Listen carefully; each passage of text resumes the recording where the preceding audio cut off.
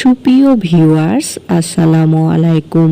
আজকে আমি আপনাদের সাথে শেয়ার করব মাত্র কয়েকটি উপকরণ ও পাকা কাঁঠালের রস দিয়ে পাকা কাঁঠালের বড়ার একটি রেসিপি। আমার আজকের রেসিপি ফলো করে যদি আপনারাও আমার মতো করে পাকা কাঁঠালের এই বড়ার রেসিপিটি তৈরি করেন, তাহলে বড়াগুলো যখন ভাজবেন তখন একদম ফুলকো ফুলকো হবে, আর বানানোর পর খেতে হবে একদম মচমচে। তাই ভিডিওটি না টেনে প্রথম থেকে শেষ পর্যন্ত দেখতে থাকুন। পাকা কাঁঠালের এই রেসিপিটি তৈরি করার জন্য আমি এখানে একটা পাকা কাঁঠাল নিয়ে নিয়েছি। এখন এই পাকা কাঁঠালটা আমি ভেঙে রগুলো বের করে নেব। আমি এখানে বেশ কিছু বের করে নিয়েছি। রর পরিমাণটা আপনারা যে যতগুলো বড়া তৈরি করতে চাইবেন সেই অনুপাতে নেবেন। আমি এখানে কিছু নিয়ে নিয়েছি। এখন আমি এই রগুলোর ভেতরে যে বিচি আছে সেটা এভাবে করে বের করে নিচ্ছি। বিচিগুলো অবশ্যই বের করে নিতে হবে। আমি রগুলো থেকে একটা একটা করে বিচিগুলোকে আলাদা করে নিয়েছি। এখন এই দেখুন, রগুলোকে এখন হাত দিয়ে একটু এভাবে করে ম্যাশ করে নিচ্ছি। এভাবে কিছুক্ষণ ম্যাশ করার পর যখন এগুলো একদম নরম হয়ে আসলো, তখন আমি একটা এরকম ঝাঁকা নিয়ে নিয়েছি আর ঝাঁকাটা ধুয়ে পরিষ্কার করে নিয়েছি। এখন অল্প অল্প করে রগুলো দিয়ে ডোলে আমি রসগুলো বের করে নিব। আপনারা চাইলে এই কাজটা ব্লেন্ডারেও করতে পারেন। আমার কাছে এই ঝাঁকাতে ডোলেই এটা সোজা মনে হয়েছে, তাই আমি ঝাঁকাতেই এগুলোকে ডোলে রস বের করে নিচ্ছি। আমি বাকিটুকু দিয়ে এভাবে করে ডোলে রস বের করে নিচ্ছি।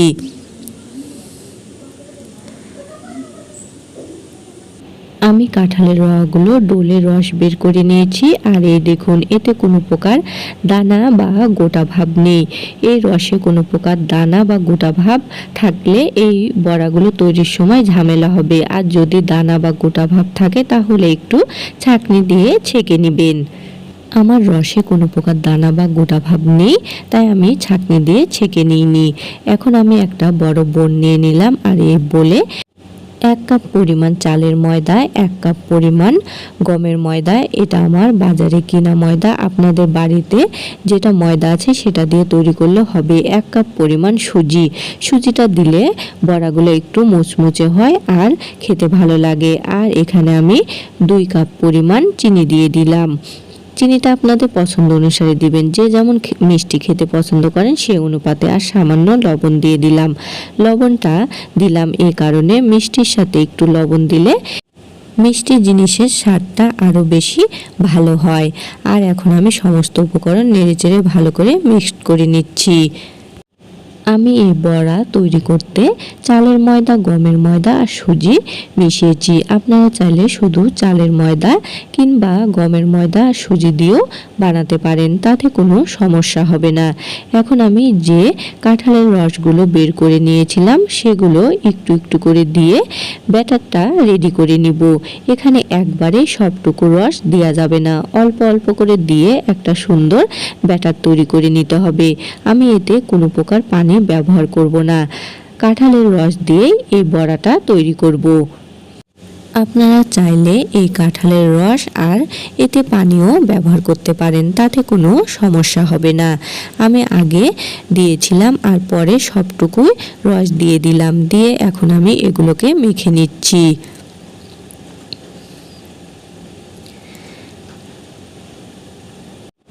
বড়া তৈরি করার সময় অবশ্যই এই ব্যাটারটাকে ভালো করে মেখে নিতে হবে। এগুলোকে একটু সময় নিয়ে মাখতে হবে, না হলে বড়াটা ভালো হবে না, ফেটে যাবে। তাই আমি একটু সময় নিয়ে এই ময়দাগুলোকে ভালো করে মেখে নিচ্ছি।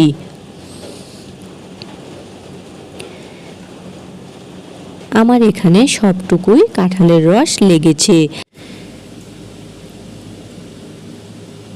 আমি খুব ভালো মতো সময় নিয়ে এই ময়দাগুলো মেখে নিয়েছি। এখন চেক করে নিব যে বড়া তৈরির জন্য উপযোগী হয়েছে কিনা। আমি এখানে একটা হাত দিয়ে বড়া তৈরি করে শেপ দিয়ে নিলাম। বড়াটা খুব সুন্দর হয়েছে এবং ব্যাটারটা বড়া তৈরির জন্য একদম পারফেক্ট হয়েছে। এখন আমি এই ব্যাটারগুলো কিছুক্ষণ ঢাকনা দিয়ে রেস্টে রেখে দিলাম। আপনাদের হাতে সময় না থাকলে সাথে সাথে বড়াটা তৈরি করতে পারেন। 10 মিনিট রেস্টে রাখার পর এই ব্যাটারটা বড়া তৈরির জন্য এখন আমার পারফেক্ট হয়েছে। এখন আমি চুলাতে একটা কড়াই বসিয়ে দিয়ে একটু গরম করে নিলাম। তারপরে কিছুটা রান্নার তেল দিয়ে দিলাম। তেলটা এখন আমি গরম করে নিচ্ছি। তেলটা এখন আমার গরম হয়ে গিয়েছে। এখন আমি যেরকম তালের বড়া করে ঠিক সেই শেপে বড়াগুলোকে তৈরি করে নিচ্ছি। অল্প অল্প করে ব্যাটার নিয়ে আমি বড়াটা তৈরি করে নিচ্ছি। আর এই সময় চুলার আঁচটা একটু লো করে রাখবেন, তাতে বড়াগুলো খুব সুন্দরভাবে ভাজা হবে। হাই হিটে রাখলে বড়াগুলো পুড়ে যাবে।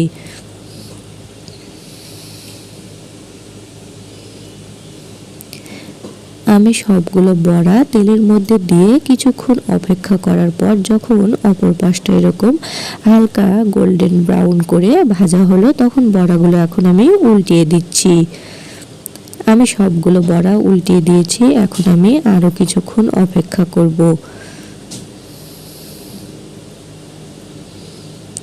আরও কিছুক্ষণ অপেক্ষা করার পর এখন অপর পাশটাও সুন্দরভাবে ভাজা হয়ে গিয়েছে। এখন আমি একটু নেড়ে চেড়ে বড়াগুলোকে আবারও একটু ভেজে নিলাম। তারপর এখন তেল ছড়িয়ে বড়াগুলোকে আমি উঠিয়ে নিচ্ছি। কি সুন্দর বড়াগুলো ভাজা হয়ে গিয়েছে। এখন আমার কড়াইতে যে তেল আছে ওই তেলে আরও বাকি বড়াগুলো দিয়ে আমি ভেজে নিচ্ছি। বড়াগুলো যখন তেলে দিবেন তখন একটু সাবধানতার সাথে দিবেন, কারণ তেলটা একটু গরম আছে। তাই জোরে যদি বড়াটা ছাড়েন তাহলে তেলটা ছুটে এসে হাতে লাগবে।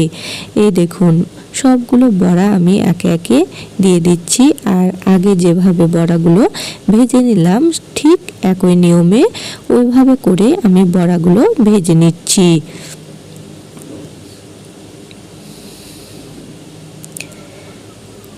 বড়াগুলো কি সুন্দর ফুলে উঠেছে। এখন বড়াগুলো উল্টানো হচ্ছে।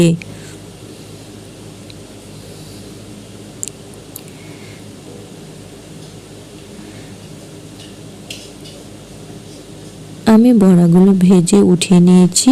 আর কড়াইতে যে তেল আছে সেই তেলে আবারও বাকি কিছু ব্যাটার ছিল, সেই ব্যাটারগুলো দিয়ে বড়াগুলো তৈরি করে নিচ্ছি।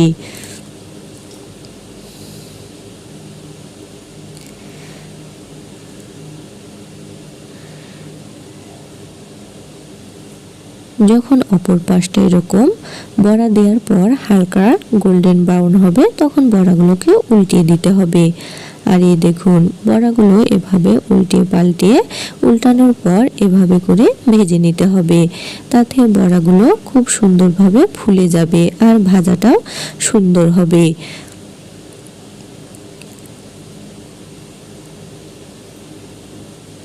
আমার বড়াগুলো ভাজা হয়ে গিয়েছে, আমি উঠিয়ে নিলাম। একটা বড়া একটু ভাজতে কম ছিল, সেটা আমি ভেজে উঠিয়ে নিয়েছি। আমি সবগুলো বড়া ভেজে উঠিয়ে নিয়েছি আর আপনাদের ভেঙে একটা দেখে দিচ্ছি। বড়াগুলো একদম পারফেক্টভাবে ভাজা হয়ে গিয়েছে, ভিতরে কোনো প্রকার কাঁচা ভাব নেই। ভিডিওটি ভালো লাগলে সবাই বেশি করে লাইক, কমেন্ট এবং শেয়ার করবেন। সবাই ভালো থাকবেন। আজ এই পর্যন্তই। আল্লাহ হাফেজ।